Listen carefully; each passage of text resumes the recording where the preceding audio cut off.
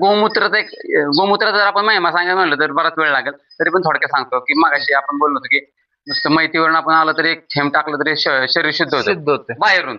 मग आतून जर पिलं तर कितीतरी होईल. आणि आपण पहिलं बघितलं की कॅन्सरसाठी आता अमेरिका म्हणते, बाकीच्या ब्राझीलला वगैरे आपल्याला सांगतात की गोमूत्र एवढं पवित्र आहे, बाकी सगळे रोग जातोय, कॅन्सर जातोय, डायबिटीस जातोय किंवा बाकीचे सगळे विकार जातात.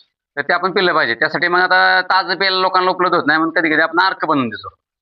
अच्छा, बरोबर. त्या विषयाकडे आपण येणारच आहे. हो. पण त्याआधी मी तुमच्या मागे जे गाय पाहतोय त्या गायीचा काय उपयोग होतो आपल्या नैसर्गिक उपचार केंद्रात किंवा काय म्हणता येईल? आता गायी जर ही बघितली तर ह्या आपल्या भागात हीच गाय चालते. माझ्याकडे पहिले गिर जातीच्या गायी होत्या, चांगल्या होत्या, चांगलं 8-8 लिटर पण दूध द्यायच्या. नंतर आमचे गुरु ह्या क्षेत्रातले राजूभाई दीक्षित, ते सगळ्यांना माहितीच आहे. तर ते म्हणले आपली जी लोकल जाते बरोबर ना, आपल्या स्थानिक जात. हा स्थानिक जात, तर तिचं आपण हे केलं पाहिजे, म्हणजे पालन पोषण केलं पाहिजे. आणि स्थानिक जातीतच कसं असतं, आपल्या मातीतलेच गुण आपल्यात असतात, तसेच आपल्या मातीतले गुण तिच्यात आहेत. आणि त्यामुळे ते रोगप्रतिकारक शक्ती तिची प्रचंड आहे.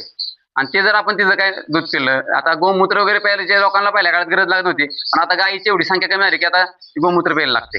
आता पहिल्या काळात तिच्या आवरामुळेच लोक शुद्ध होत होते. बरोबर बरोबर. जसं आपण बघतोय आता खाली सगळं शेण गोमूत्र पडले.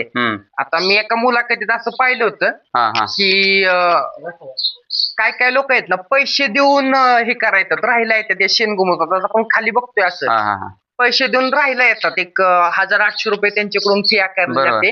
पण ते मातीचा सहवास व्हावा किंवा त्यात पाय लागावेत, बिना चपलीची लोक या अशा फिरतात जिथं गायनं वावर केलेला आहे, जे शेण असं तुडवलेलं आहे मुक्त संचार मध्ये असं.